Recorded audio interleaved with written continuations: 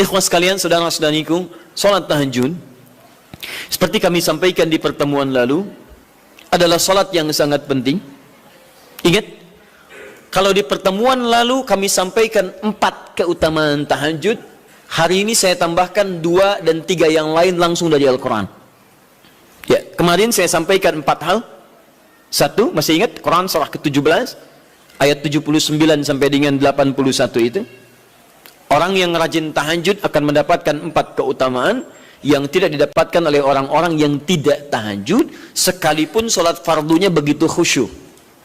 Di antum sholat fardu khusyuk, bagus, tapi nggak tahajud, nggak dapat 4 keutamaan itu.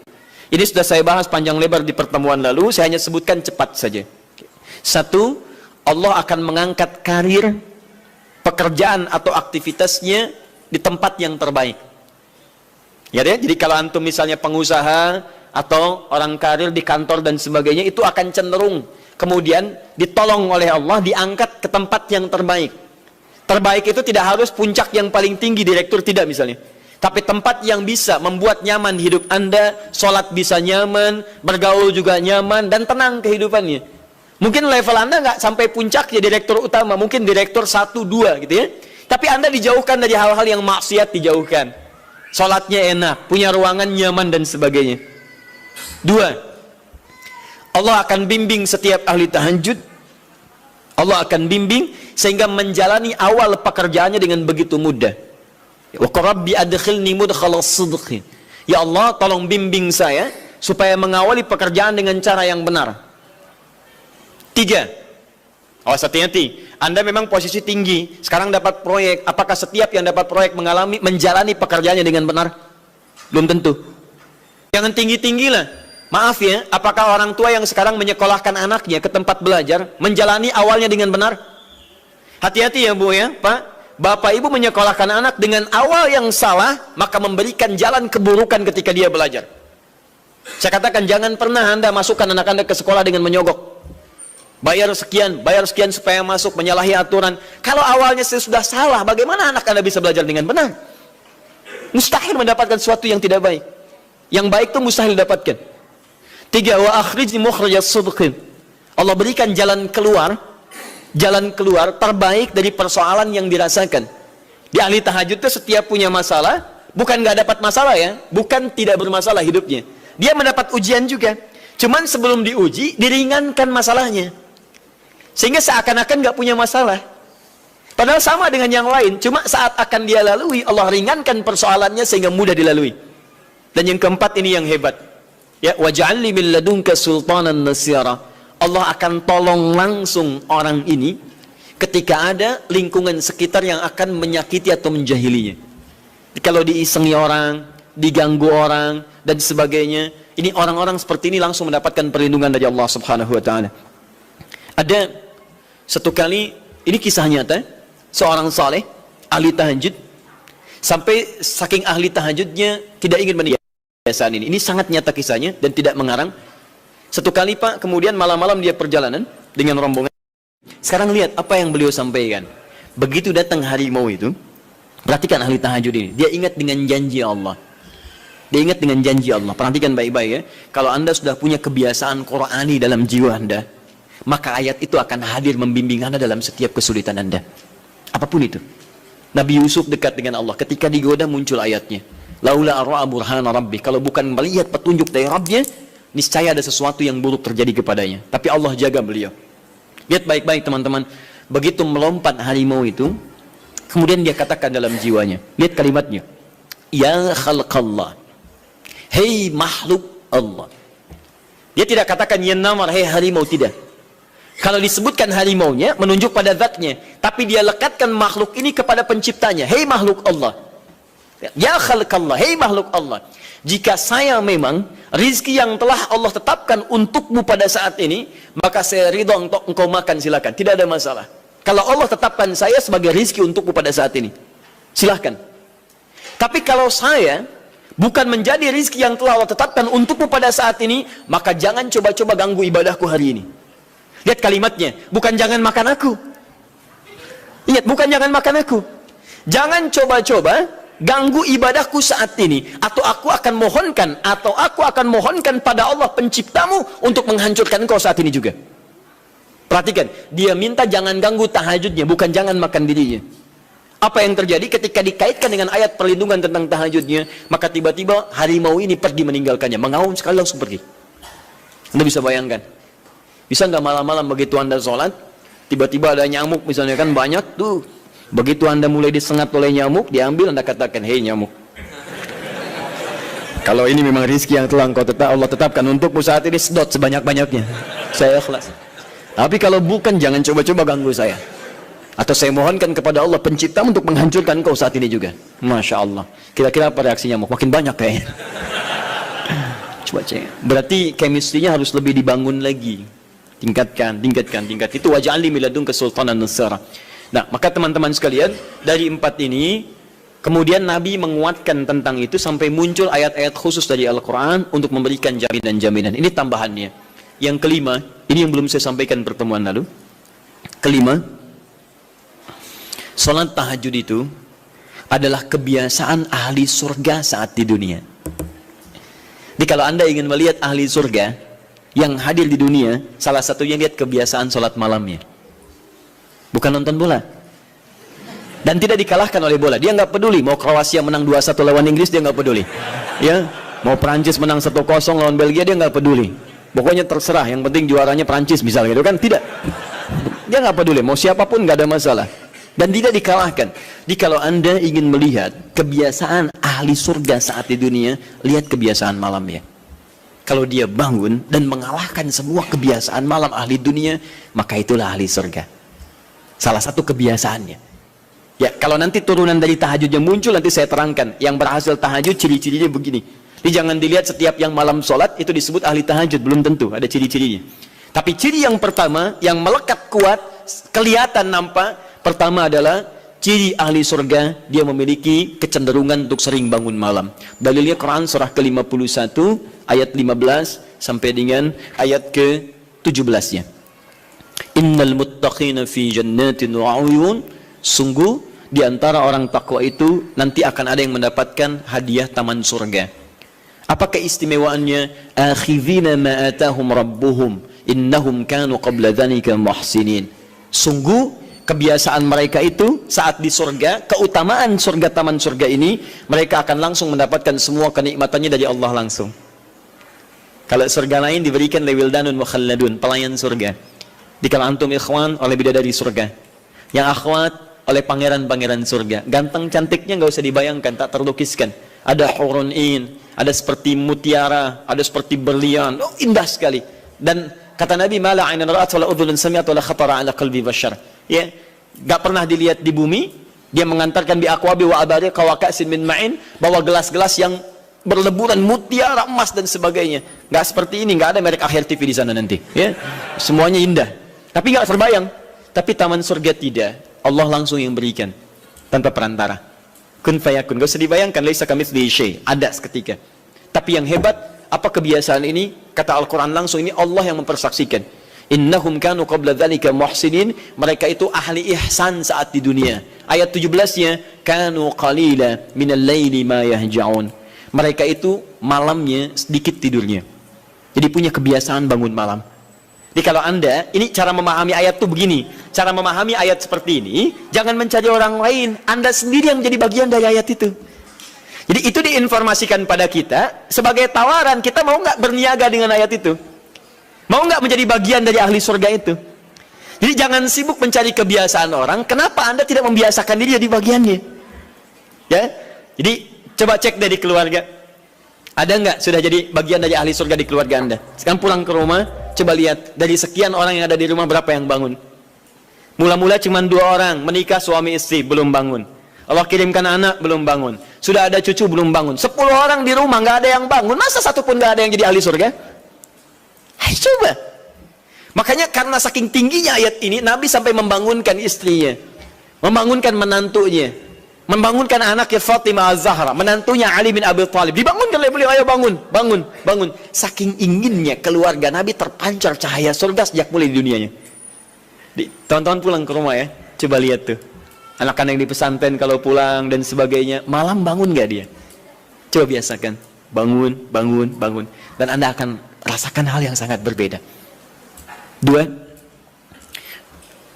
tadi tambah 1 ya, berarti 5, sekarang yang ke-6. Orang-orang yang rajin bangun malam, itu orang-orang yang mendapatkan pujian langsung dari Allah Subhanahu wa Ta'ala. Jadi kalau Anda ingin melihat orang yang dipuji Allah, itu lihat orang yang sering bangun malam, tahajud. Di antara dalilnya, Quran surah ke-32 ayat ke-16. Tatajafa junubuhum 'anil madaji' yad'una rabbahum khawfan wa tam'a wa mimma razaqnahum yunfiqun. Setelah kita sujud itu ayat sajadah, Allah terangkan. Itu indah sekali kaitannya. Nih, di antara orang sujud ini ada yang lebih hebat lagi. Kalau Anda sholat subuh baca misalnya ayat sajadah, sujud, Allah terangkan.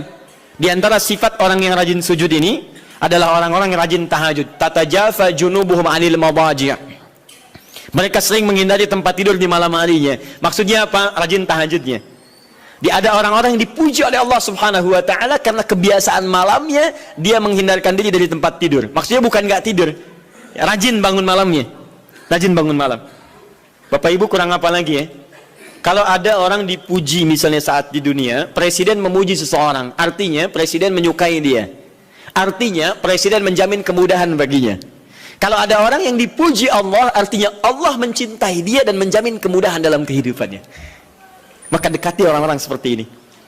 Saya sarankan kalau antum punya teman, ikhwan sekalian, sedang mabit misalnya atau tugas dinas keluar. Tiba-tiba tengah malam di hotel dia bangun sholat, itu teman terbaik Anda. Saya katakan pada Anda, tandai orang ini dan dekati dia saat di kantor. Bangun ukhuwah dengannya, persahabatan dengannya. Maka ketika Anda mendekati orang-orang yang dipuji oleh Allah, maka Anda pun akan kedapatan bagian dari pujiannya. Karena mustahil orang yang dijaga oleh Allah mengajak Anda pada maksiat, itu mustahil. Mustahil. Sama teman-teman yang masih di kampus, kalau malam-malam misalnya di asrama atau pulang tiba-tiba ada orang-orang yang kelihatan sholat malam, dekati orang ini. Jadilah bagian dari sahabatnya. Dan dengan itu saya ajak, coba cek pasangan hidup Anda. Jangan-jangan selama ini Anda berdua belum mendapati sesuatu yang terbaik. Kalau ibu ingin suaminya dipuji oleh Allah Subhanahu wa Ta'ala, maka bangunkan malamnya supaya dia sholat. Kalau Anda, istri Anda ingin dipuji oleh Allah Subhanahu wa Ta'ala, bangunkan malamnya supaya dia sholat. Dan kalau bisa keduanya kompak. Pernah kan saya sampaikan di pertemuan lalu, Nabi menyampaikan, lihat rahimallahu ra'an atau rajulan, Allah merahmati seorang lelaki, kemudian yang bangun di pertengahan malam dia sholat, lantas membangunkan istrinya dan mencipratkan air di wajah istrinya supaya dia bangun menunaikan sholat malam. Seperti Allah merahmati seorang istri yang bangun di malam hari untuk sholat, kemudian dia mencipratkan air di wajah suaminya supaya bangun untuk sholat. Saking tingginya mendapatkan pujian Allah, sampai kata Nabi SAW, ayo bangunkan istrimu sekalipun kau cipratkan air di wajahnya. Tapi mohon izin Bu ya, maksud hadis itu kalau sudah ada komitmen dan rencana bangun di malam harinya. Ingat ya, bukan ibu ngaji sekarang suami nggak hadir, terus dengar itu terus nggak punya rencana. Aduh saya pengen suami dipuji Allah, masya Allah malam-malam segayung Pak. Mama kenapa? Hadis Nabi Pak. Oh hadis Nabi. Aduh siapa yang ngajarin? Nah, itu yang repot. Paham ya? Baik. Sudah yang terakhir. Ini menunjuk pada keutamaan tahajud. Kemarin 4 saya tambahkan jadi 3. 1 masih ingat tadi yang pertama apa? Allah Subhanahu wa Ta'ala menjamin ia sebagai ahli surga, kebiasaan yang ada di dunia.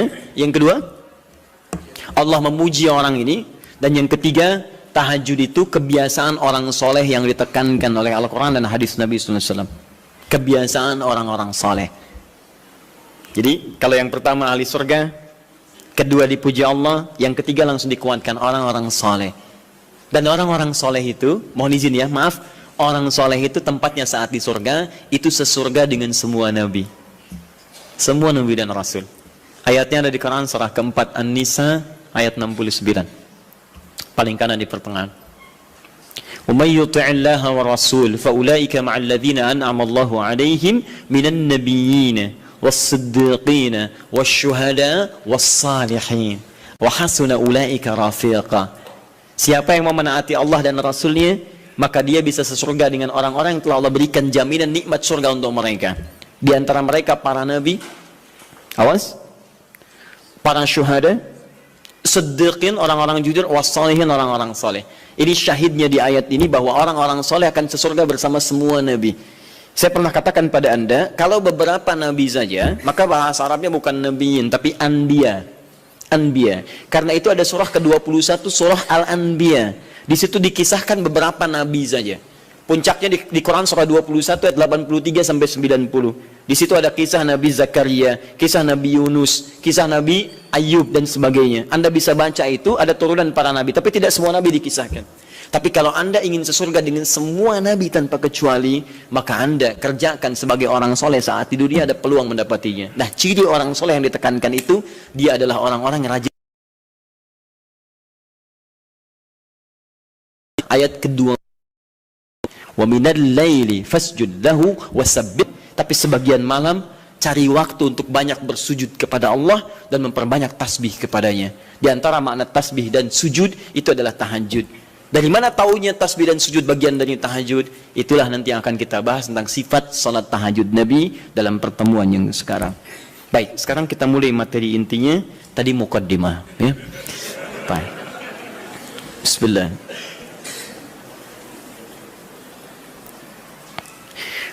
Bismillahirrahmanirrahim. Di pertemuan lalu kita telah bahas tentang jumlah rakaat salat malam.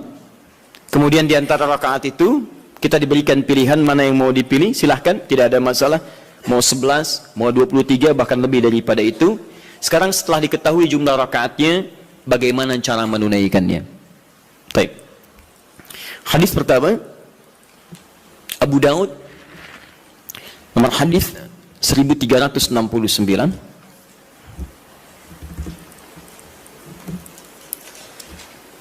Kita ambil dua hadis dulu barangkali. Bismillah. Satu, hadis riwayat Abu Daud. Masih ingat ya? Abu Daud nama aslinya Sulaiman dari Sijistan, dikenal dengan Sulaiman As-Sijistani. Dia rawinya Ibn Abbas radhiyallahu ta'ala anhuma. Baik.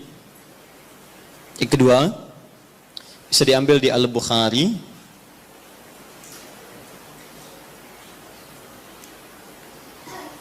Nomor hadis dari 2008 bisa sampai 2012. Saya kasih jeda ke sini ke 2010-nya. Ini kebiasaan dengan Sayyidah Aisyah, ke sini dengan Sayyidina Umar bin Khattab radhiyallahu taala anhu. Tiga, bisa diambil hadis riwayat Muslim, nomor hadis 763. Kita ambil tiga dulu karena waktu kita agak terbatas hari ini.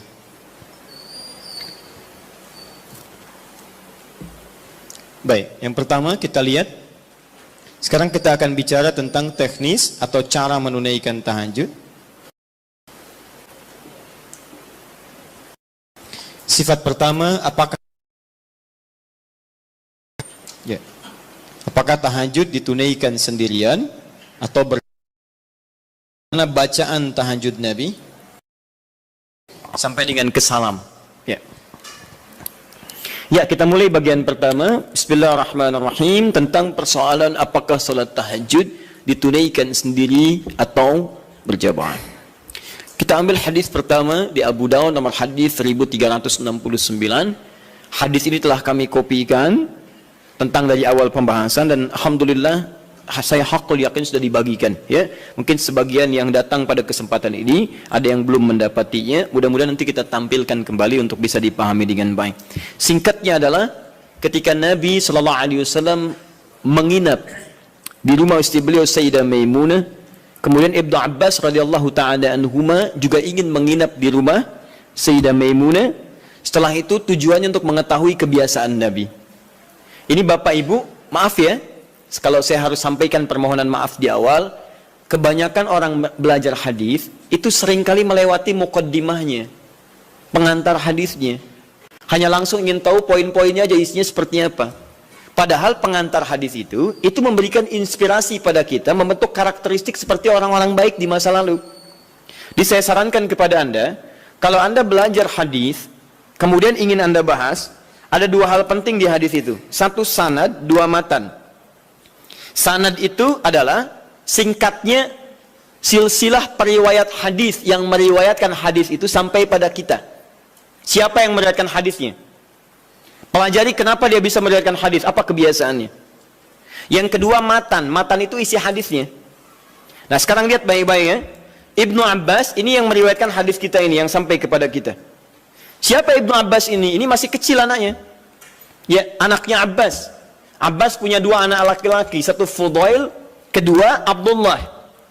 Abdullah ini ketika dilahirkan, suasananya lahir tumbuh di akhir-akhir kehidupan Nabi SAW. Jadi masih kecil. Nabi meninggal dunia wafat, usianya masih 13-14 tahun. Tapi ingat betul, Abdullah kecil ini diinvestasikan oleh orang tuanya untuk belajar pengetahuan dari Nabi SAW. Di Abbas ini visinya dalam, beliau itu pengusaha Pak. Pengusaha, sebelum masuk Islam itu ahli riba, rentenir pada saat itu. Bahkan riba yang dibebaskan pertama kali, ayat riba yang turun untuk membebaskan ribanya Abbas. Dibebaskan, begitu keluar dari jerat-jerat yang buruk itu, usahanya meningkat jadi kaya. Tapi hebatnya, status kekayaannya tidak melunturkan visi hidupnya untuk mendekatkan anaknya dekat dengan Nabi SAW. Jadi tidak menghalangi Anda boleh jadi direktur apapun silahkan. Direktur A, direktur B, pengusaha A, pengusaha B, nggak jadi masalah. Tapi masa iya sih dari sekian anak Anda nggak ada yang hafal Quran? Anda harus punya cita-cita.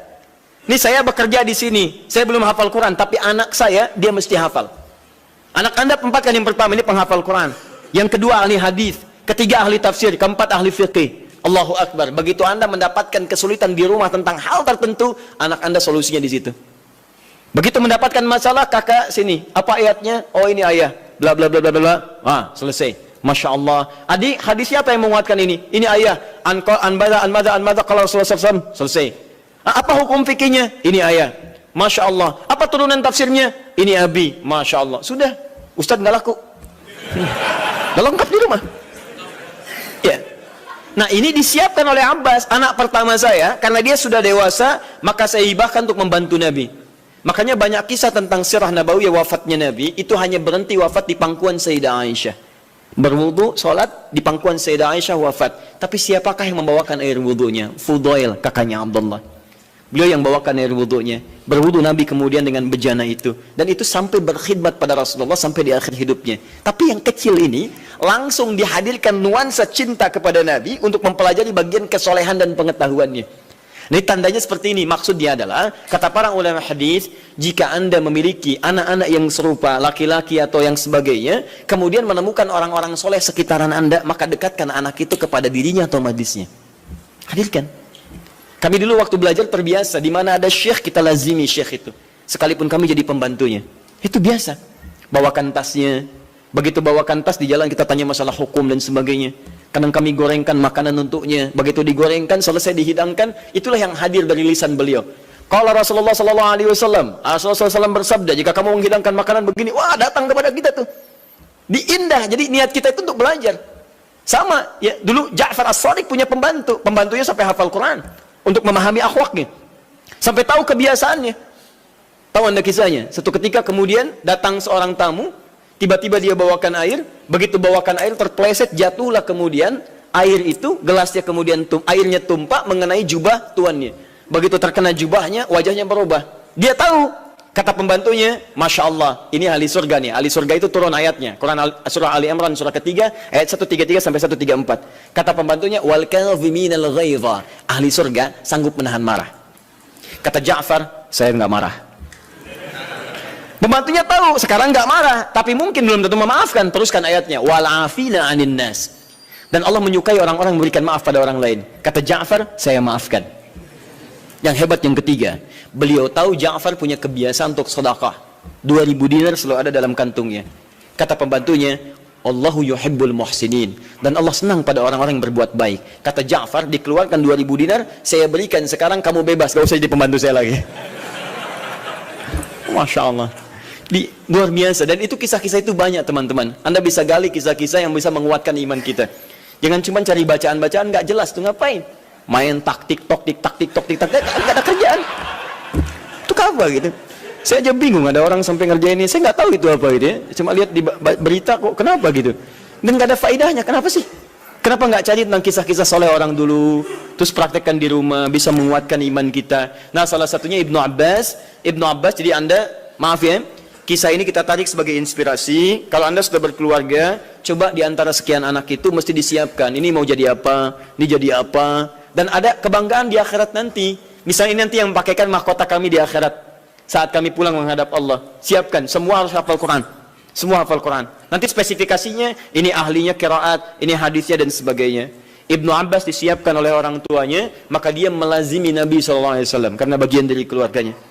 Usia masih 3-4 tahun, datang ke rumah bibinya Maimunah, kemudian tidur di rumahnya dan bangun saat di pertengahan malam. Kisah bangunnya sampai dengan wudhu sudah selesai, kita akan masuk kepada fase tahajudnya.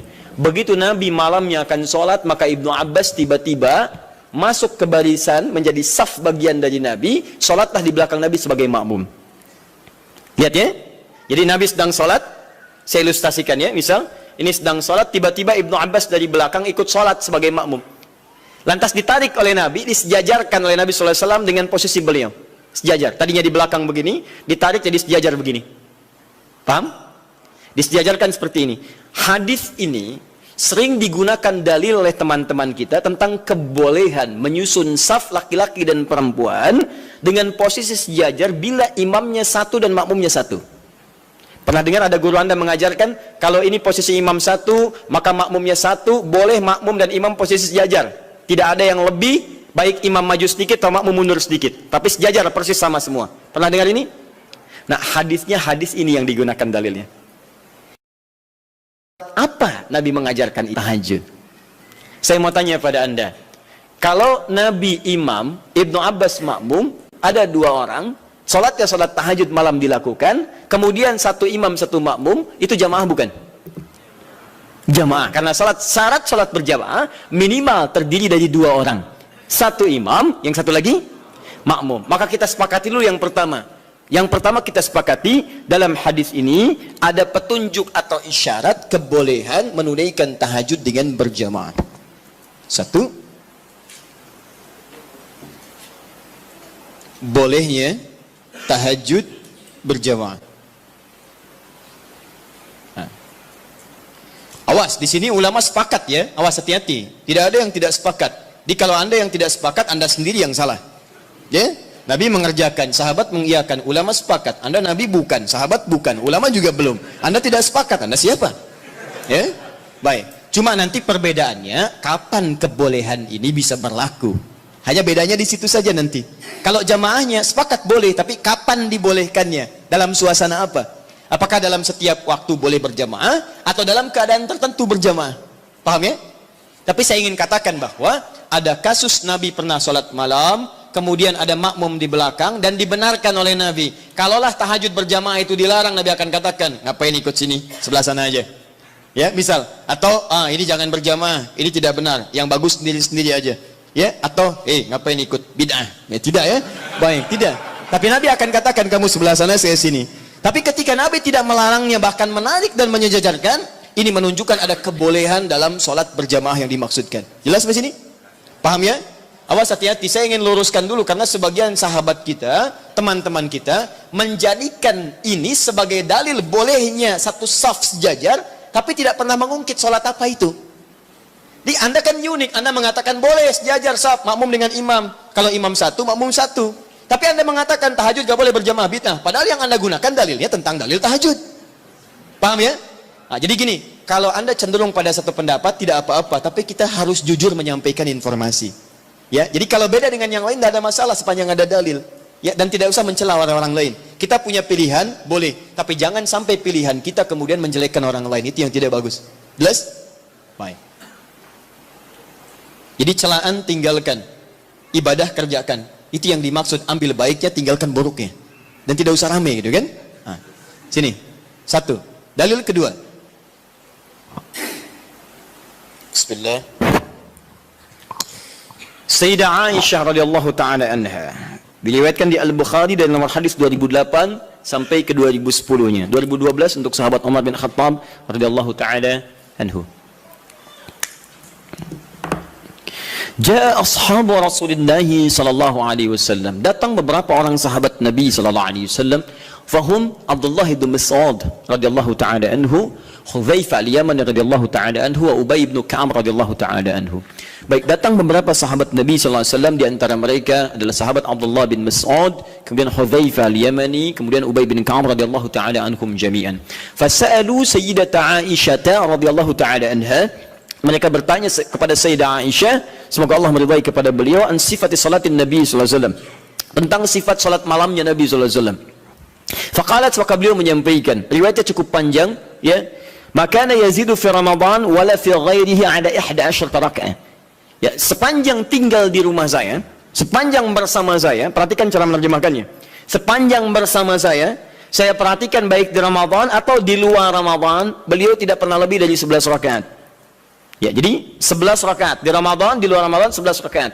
Tapi tolong catat baik-baik ya, cara menerjemahkannya sepanjang bersama saya. Sedangkan Nabi, istrinya tidak hanya Sayyidah Aisyah. Tadi saya katakan ada Sayyidah Maimunah, ada Sayyidah Zainab dan sebagainya. Dan di tempat lain Nabi pernah 13 rakaat. Seperti saya sampaikan di tempatnya Sayyidah Maimunah, Nabi 13 rakaat. Ada bahkan yang kurang dari itu, ada yang lebih daripada itu. Tapi di rumah Sayyidah Aisyah 11 rakaat. Dan ini telah tuntas di pertemuan lalu. Perhatikan, yusalli arba'an, kemudian beliau salat 4 rakaat.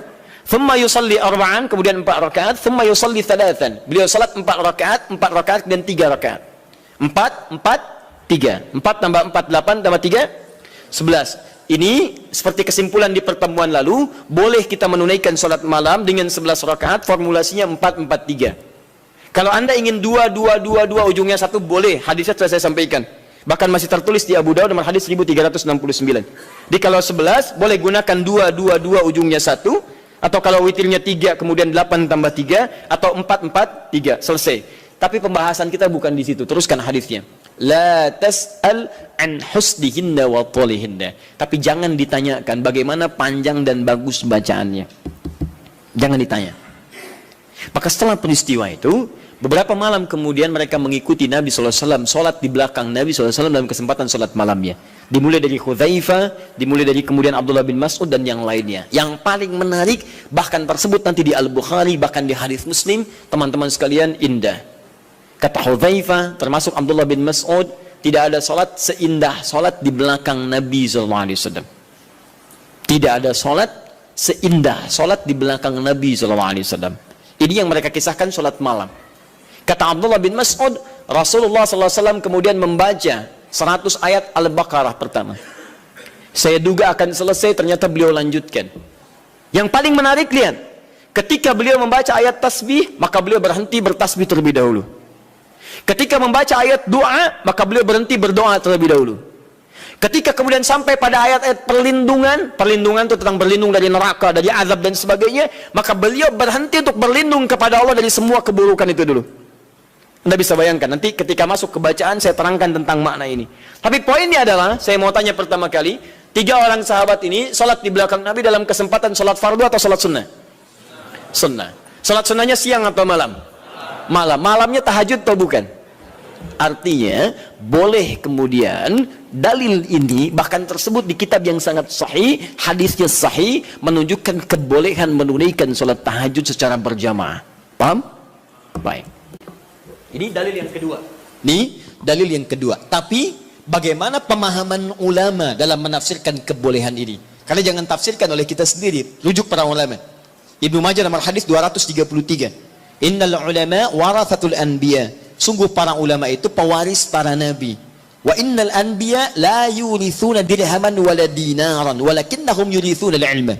Sedangkan para nabi tidak pernah mewariskan dinar dan dirham. Mereka mewariskan pengetahuan. Artinya, kalau ada ilmu yang pernah disampaikan oleh Nabi, maka kita harus merujuk pada pemahaman ulama. Bagaimana mereka menafsirkannya? Paham ya? Awas, dan ulama itu luar biasa. Mereka belajar puluhan tahun. Imam Al-Bukhari itu menulis Sahih Al-Bukhari 16 tahun. Sebagian di Mekah disempurnakan di Madinah. Lalu Anda menyimpulkan dalam 16 jam. Mustahil. Ya?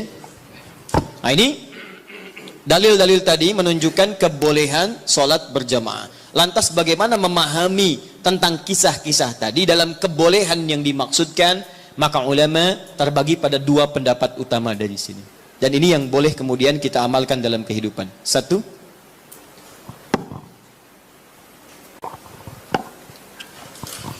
Pendapat pertama menyampaikan hadis yang menunjukkan dibenarkannya salat tahajud berjamaah dan memberikan hukum bolehnya berjamaah menunaikan tahajud, kata ulama yang pertama, menunjuk pada kondisi yang khusus.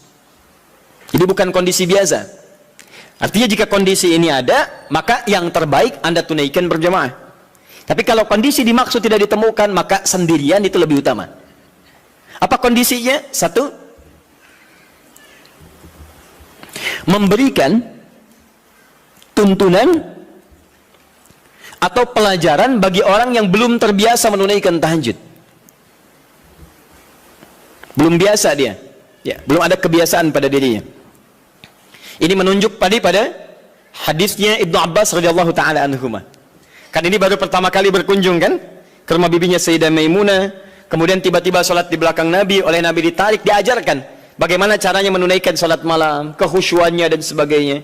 Jadi kalau Anda misalnya dalam kondisi ingin membimbing orang-orang tertentu, misal di rumah suami ingin membimbing dengan istri atau membiasakan dengan anak-anak yang belum terbiasa sholat malam, ya, tiba-tiba anak Anda beranjak misalnya jadi semakin dewasa, sudah baligh, Anda ingin bangunkan malam hari, jangan biarkan dia sendiri. Khawatirnya karena belum terbiasa, belum mengerti cara menunaikan sholat malamnya. Paham ya? Tiba-tiba Allahu Akbar, rakaatnya kencang, alhamdulillah sedang tahajud. Lama gak keluar bunyinya, lama-lama ketahuan tidur di sejadah, gitu kan? Nah, karena belum terbiasa, ya. Allahu Akbar, baca surat, sudah baca surat, ruku Allahu Akbar, begitu sami Allahu liman hamidah, kedengaran dari samping, gol, ya, berubah suasana hidupnya. Salatnya ditinggalkan, kemudian langsung update status, itu kan repot juga. Ya, kekinian karena belum terbiasa menunaikan dia. Maka seperti Nabi membimbing Ibnu Abbas radhiyallahu taala anhuma, Anda boleh hidupkan saat di rumah, anak Anda bangunkan. Yuk bangun yuk, malam kita tahajud. Kenapa mesti tahajud? Kan kita udah banyak sholat. Misalnya, sayang, Allah menjamin kalau kita tahajud, kita sekeluarga masuk surga. Allah sudah menjamin surga kita di dunia, tapi Allah belum menjamin surga kita di akhirat. Papa takut kalau di dunia kita bersama, di akhirat kita berpisah. Alhamdulillah, tidak ada yang bisa menyatukan kita kecuali amal soleh kita. Yuk bangun, tolong papa mama supaya memudahkan hizab saat di akhirat. Bangun. Kenapa papa mesti bangun? Kan capek. Sayang, justru ketika kamu sholat sekarang, hidup kita besok akan dimudahkan oleh Allah. Allah sudah berjanji, kalau kita bangun malam ini, maka pekerjaan kamu besok akan mudah, sekolah kamu akan mudah, pelajaran kamu akan mudah, dan seterusnya. Maka teman-teman cari aura-aura positif untuk menghidupkan itu. Bangun malam, itu indah. Itu indah. Guru di sekolah punya program misalnya, ya, ada mabit, ada macam-macam, malamnya dibangunkan, boleh, silakan cari imam bagus, kemudian hadirkan suasana malam, sholat itu boleh, sah, nggak ada masalah. Baik, dua, bukan dua yang bawahnya ya, dua yang masih poin satu. Jadi 1A tadi, jika ada suasana ingin membimbing kalangan tertentu atau orang-orang tertentu yang belum terbiasa menunaikan sholat malam. Dua, sudah? Dalam rangka melatih atau menghadirkan kekhusyuan, dalam rangka melatih atau menghadirkan kekhusyuan,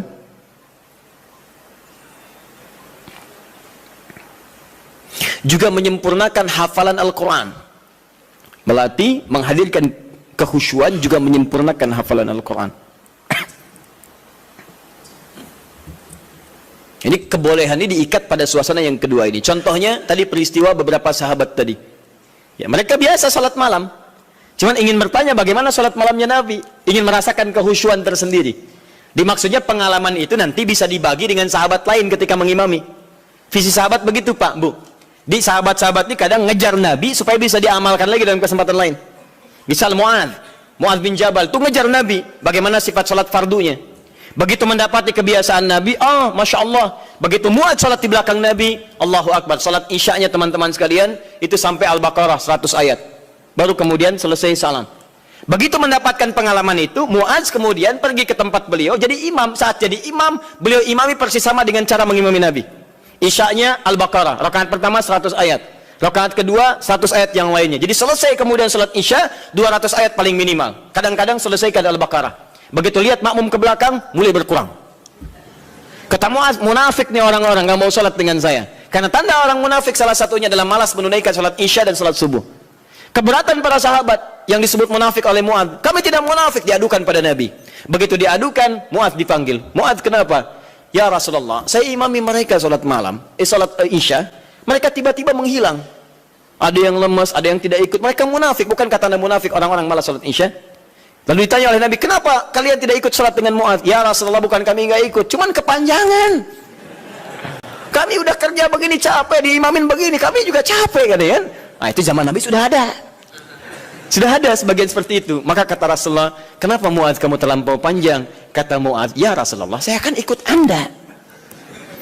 Anda ingin saya begini, saya praktekkan. Tapi Nabi perhatikan, lebih pintar, karena Allah berikan bimbingan. Ya Muaz, perhatikan baik-baik. Saya baca panjang, karena makmum saya itu kamu. Tapi kamu baca panjang, makmum kamu mereka. Tidak sama.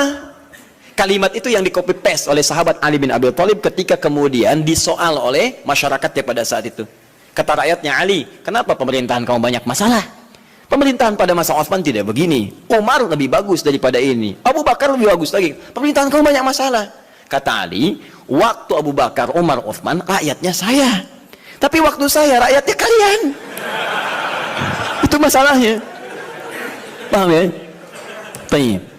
Nah, yang tiga sahabat tadi, Abdullah bin Mas'ud radhiyallahu ta'ala anhu, kemudian Ubay bin Ka'ab dan Hudzaifah al-Yamani, itu mencoba merasakan kehusyuan salat di belakang Nabi, supaya aura khusyuk itu bisa dipraktekkan sekalipun sedang salat sendirian.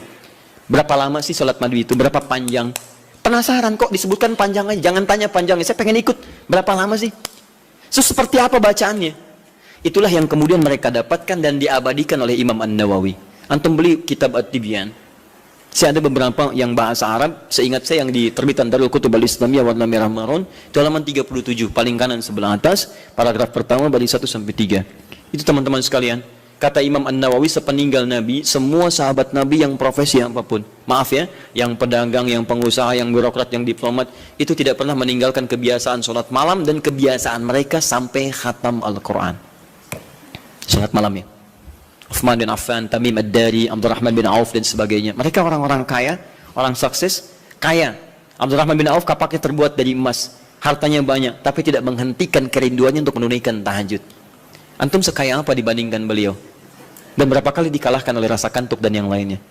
Orang kaya sekarang belum tentu ada yang kapaknya terbuat dari emas. Tanyakan Bill Gates, orang paling kaya sekarang. Istrinya Melinda Gates. Tanyakan, punya kapak nggak? Belum tentu punya. Minyak angin aja nggak punya, cap kapak ya. Jadi itu ya. Jadi kalau Anda ingin merasakan misalnya kehusyuan, kenikmatan sholat, Anda boleh malam datang, misalnya ada imam yang bagus, bacaannya indah, sehingga beberapa bagian tertentu terces lagi, ya enak, dapat imam bagus. Seperti saat Ramadan Anda mencari imam yang bagus, itu boleh. Ada kebiasaan-kebiasaan di teman-teman, terutama Masya Allah, anak-anak pesantren Hidayatullah itu. Demi Allah saya katakan, itu diantara kebiasaan mereka pada umumnya tidak pernah meninggalkan tahajud malam, terkhusus malam Jumat. Anak-anak itu tuh yang luar biasa. Jarang diekspos ya, tapi saya sampaikan supaya kita ikuti kebiasaan itu. Antum boleh misalnya satu malam cari waktu, terus imam yang bagus, sholat tibla, supaya mendapatkan kehusuan tersendiri, itu sah dilakukan. Seperti para sahabat pernah melakukan. Dalilnya ini, hadis sahih, dibenarkan oleh para ulama, dan sah hukumnya. Ini kata para ulama yang pertama, dibolehkan sholat tahajud berjamaah dalam konteks ini saja. Ini yang tekstual. Di luar ini, kerjakan masing-masing. Jelas sampai sini? Baik. Yang kedua, berpendapat para ulama, hadis ini menunjukkan kebolehan mutlak berjamaah. Tak perlu diikat oleh kondisi. Artinya kalau mau jamaah, jamaah aja. Kalau enggak, bolehnya mutlak. Kenapa? Karena Nabi pun tidak memberikan petunjuk syarat khusus. Nabi tidak pernah mengatakan, boleh tahajud kalian kalau ada keperluan aja, atau kalau ingin menghadirkan kehusyuan. Kalau tidak, ya sudah, nggak usah. Maka ulama yang kedua mengatakan, sepanjang tidak dikhususkan, maka jangan jadikan yang umum itu kemudian ditakhsis jadi hukum umum, jadi hukum khusus. Di yang kedua mengatakan, dari sini tahajud boleh mutlak berjamaah. Artinya kalau ingin jamaah, jamaah. Kalau tidak, nggak apa-apa. Paham di sini? Jadi kalau yang pertama mengikat dengan dua kondisi tadi, kalau tidak ada itu nggak usah berjamaah. Kemudian yang kedua mengatakan ingin sendirian boleh, ingin berjamaah boleh, dan bolehnya boleh mutlak. Artinya kalau ingin silahkan, tidak silahkan. Suami istri bangun malam, pengen tahajud berjamaah boleh, silahkan. Pengen masing-masing, tidak ada masalah. Jelas sampai sini? Tidak harus menunggu dua kondisi ini. Kalau ingin bangun bersama-sama, bangun sholat berjamaah, sah hukumnya. Paham? Dan dua hal ini tidak ada pertentangan, masing-masing menghormati satu dengan yang lainnya, hanya menunjukkan beberapa perbedaan saja dari sudut pandang pemahaman kepada dalil. Tapi dua-duanya sepakat bahwa tahajud boleh ditunaikan secara berjamaah. Paham? Baik. Kalau sendirian boleh? Tidak ada perbedaan pendapat di situ. Jadi jangan Anda katakan, bolehkah sholat tahajud sendirian? Terdapat perbedaan pendapat ulama di situ. Anda yang beda di situ. Paham ya? Baik. Satu, selesai masalah kita. Ustadz cenderung yang mana? Dua-duanya hampir sama. Apa yang mau didebatkan? Dua-duanya hampir sama. Toh mustahil orang-orang berjamaah kalau nggak ada dua keperluan itu. Silakan cek. Pada umumnya ketika berjamaah kan dua itu. Kalau imma tidak memberikan contoh cara tahajud yang benar, yang kedua ingin mendapatkan kekhusyuan dalam sholat. Hampir tidak ada yang lainnya. Silakan cek. Hampir tidak ada yang lain. Karena itu saya kira ini sedikit bersamaan, hanya beda dalam ungkapan saja. Baik ya? Baik.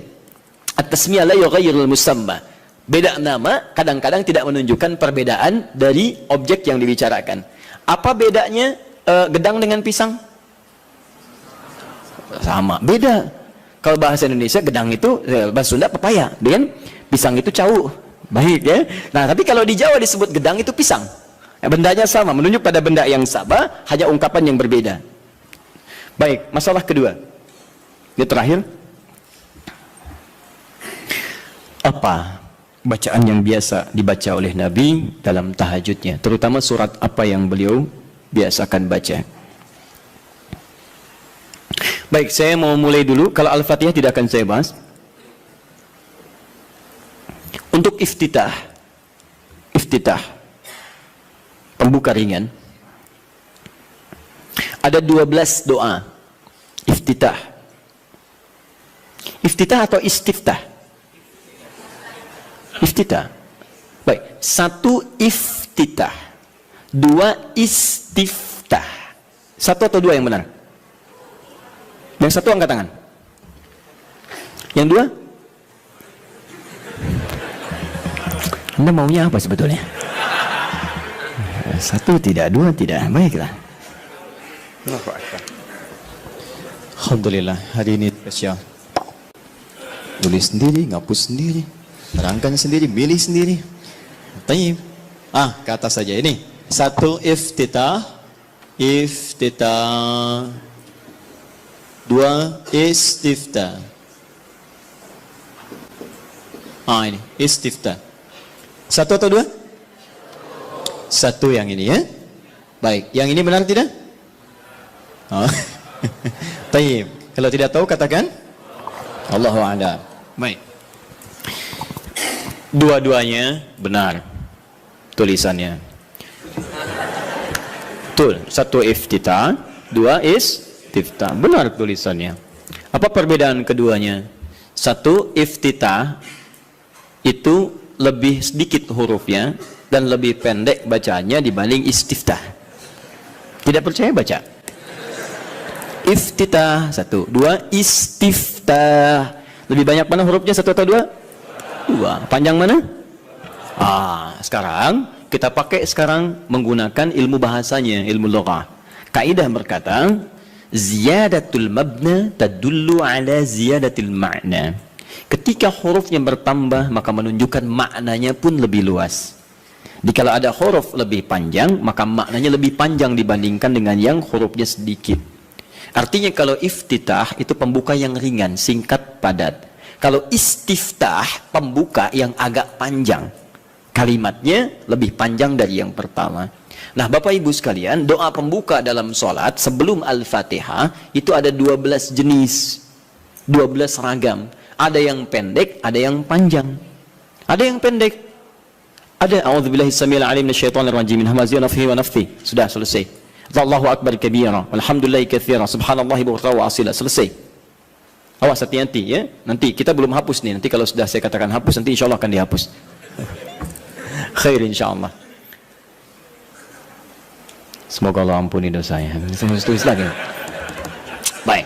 Jadi kalau pendek ada Allahu akbar kabira, alhamdulillahi katsira, subhanallahi bukratan wa asila. Ada. Yang panjang ada. Allahumma ba'id baini wa baina khataayaya kama ba'adta bainal masyriqi wal maghrib. Allahumma naqqi minal khataaya dan seterusnya. Misal ada lagi yang wajjahtu wajhiya lillazi fatara samawati wal ardh dan seterusnya. Itu panjang. Ya, Allahumma ya Rabb Jibril wa Mikail, itu panjang. Jadi kalau panjang disebutnya istiftah, kalau pendek disebut iftitah. Itu penting dipahami dulu nanti, karena dalam kitab-kitab fikih kadang disebut iftitah, kadang disebut istiftah. Kita mesti paham. Nah, sunnahnya di mana ini ditempatkan? Kapan baca yang iftitah pendek, kapan baca yang panjang? Maka saya sampaikan pada Anda, kebiasaan Nabi kalau beliau sholat dalam situasi yang sedang dikejar oleh aktivitas yang lain, misal safar atau kondisi mendesak, maka beliau tidak pernah membaca yang panjang-panjang, singkat. Allahu Akbar kabir, alhamdulillah katsira, subhanallah bukratan wa asila, selesai. Kalau Anda baca wajah itu setelah itu artinya dua doa digabungkan jadi satu. Jelas ya? Tayyib. Kalau kemudian Anda bacakan a'udzubillahi samil alim minasyaitonir rajim min hamadzi wa nafthihi wa nafthihi, selesai. Pendek, itu yang iftitah. Jadi kalau Anda dalam sholat-sholat di qasar, saat safar, jangan baca yang panjang-panjang. Sholatnya aja di qasar, kenapa iftitahnya dipanjangin? Kadang bahkan nggak dibaca sama sekali. Seperti dalam sholat tarawih, lebih pendek lagi.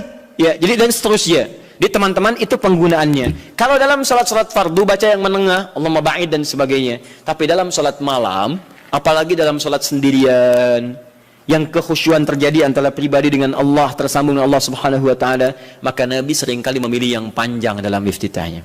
Maka dipilihlah kemudian yang istiftah. Allahumma ya Rabb Jibril wa Mikail dan seterusnya, atau yang wajjahtu wajhal ladzi fatara as-samawati wal ardh hanifan musliman wa ana minal musyrikin dan seterusnya. Itu panjang. Itu boleh. Bacakan, pilih yang paling panjang sehingga ada getaran-getaran pada jiwa. Ada semacam warming up, kita lebih tersambung dulu sebelum membaca surat-surat yang lainnya. Ini koreksi ya bagi diri saya pribadi dan juga pengingat bagi Bapak Ibu sekalian. Maaf sebesar-besarnya. Ada sindiran halus dalam Quran tapi begitu tajam maknanya. Umumnya orang sholat, bahkan ada yang tidak memahami apa yang dibaca dan dilakukan dalam sholatnya. Masalah kita sekarang, kenapa orang sholat belum menghadirkan kehusyuan? Karena umumnya banyak orang yang masih belum paham apa yang dibaca dalam sholatnya. Bagaimana sholat kita bisa khusyuk kalau kita nggak ngerti apa yang dibaca? Saya mohon Bapak Ibu sekalian, cobalah dalam sepekan misalnya, hari ini saya mau paham iftitah dulu, supaya ketika saya paham, saya bacakan, ada getaran pada jiwa saya. Sahabat Abu Bakar saja itu baru takbir Pak, takbir itu sudah gemetar dan menangis. Baru Allahu Akbar. Dia begitu, fayaqulu, Abu Dawud hadis 857, fayaqulu Allahu Akbar. Maka saat takbir katakan Allahu Akbar. Beliau angkat tangannya mengatakan Allahu Akbar, sudah gemetaran menangis.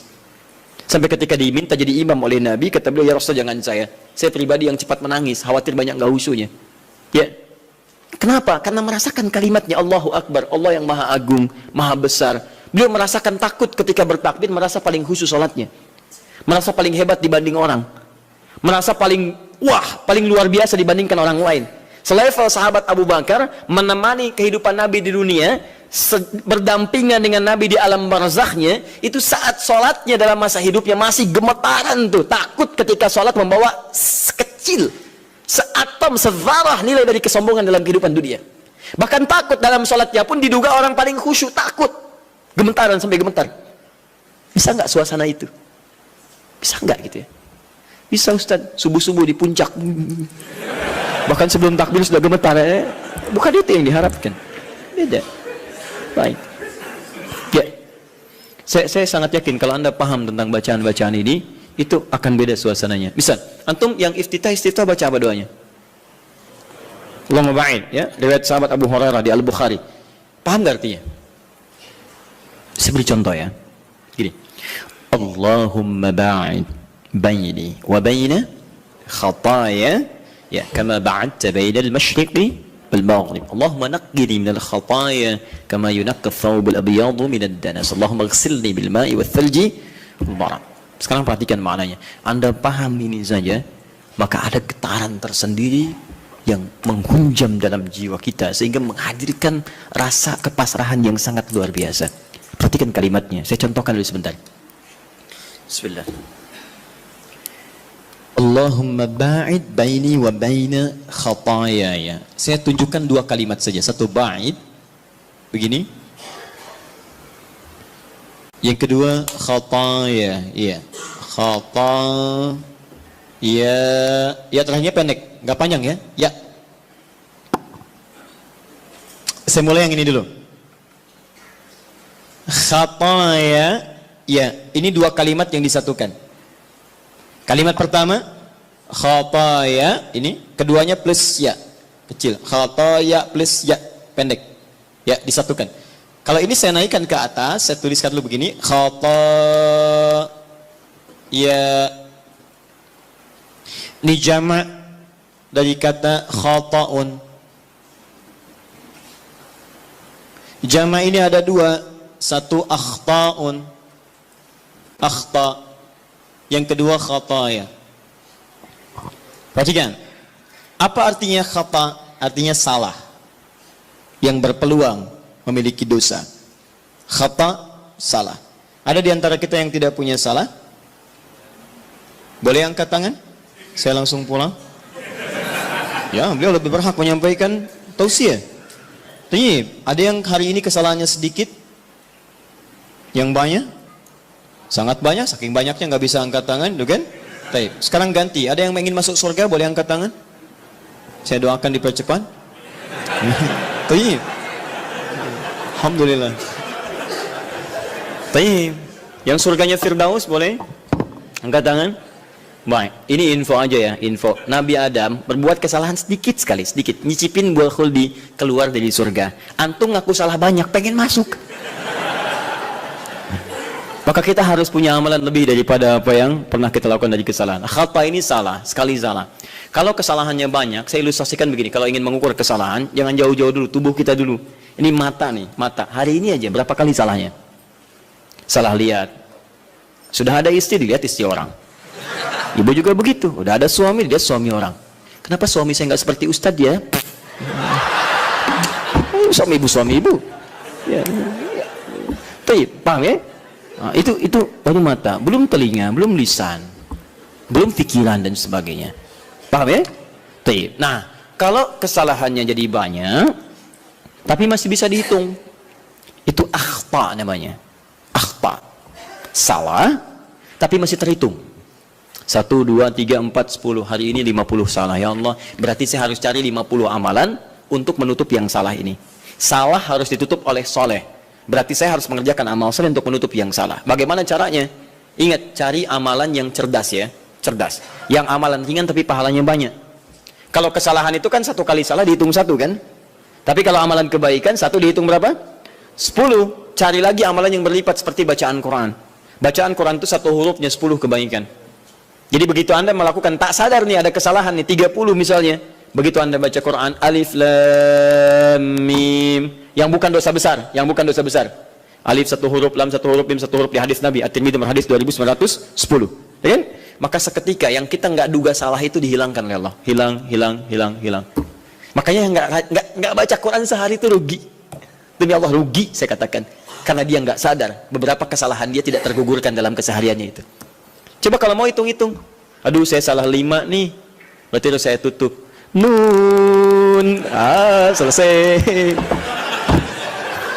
Bang, itu orang hitungan. Balik sini. Tapi kalau Anda merasa seperti tadi, aduh nggak terhitung nih, banyak kesalahannya, nggak bisa keukur, maka rubah jamaknya menjadi jamaknya yang kathrah, khataya. Jadi ada jam'ul qillah, jama' tapi masih bisa terhitung, ada jam'ul kathrah di ilmu nahwu, jama' tapi sulit untuk dihitung saking banyaknya, banyak. Rubah kalimatnya dari akhta jadi khataya. Paham? Nah, terus Anda ngaku, saya memang mengakui ya Allah banyak salah seperti tadi itu. Ngaku banyak, mata salah, telinga salah, kaki salah, semua salah ya Allah, saya ngaku banyak salahnya. Amal saya sedikit. Kalau Anda mengakui kesalahannya, tambahkan ya kecil di ujung kalimat khatayanya. Maka khataya ya. Ini kalau kalimat itu disatukan khataya ya, maknanya saya mengakui saya banyak salahnya. Nah, kalau Anda ingin dihapuskan, dijauhkan dari kesalahan itu sejauh-jauhnya, maka sesuatu yang dijauhkan sejauh-jauhnya bahasa Arabnya ba'id. Ada tasydid ba'id, ada pakai alif ba'id. Kalau tasydid begini, ini di ilmu lugah ya, ba'id ada tasydidnya ini. Itu artinya jauhkan tapi masih kelihatan. Allah ya ikhwah ba'id as-sa'an nih. Teman-teman tolong jauhkan jam itu dari saya. Anda jauhkan misalnya. Tapi saya masih lihat itu pakai tasydid, ba'id. Tapi kalau sudah pakai alif, ba'id, itu artinya jauhkan sejauh-jauhnya sampai saya nggak bisa lihat lagi.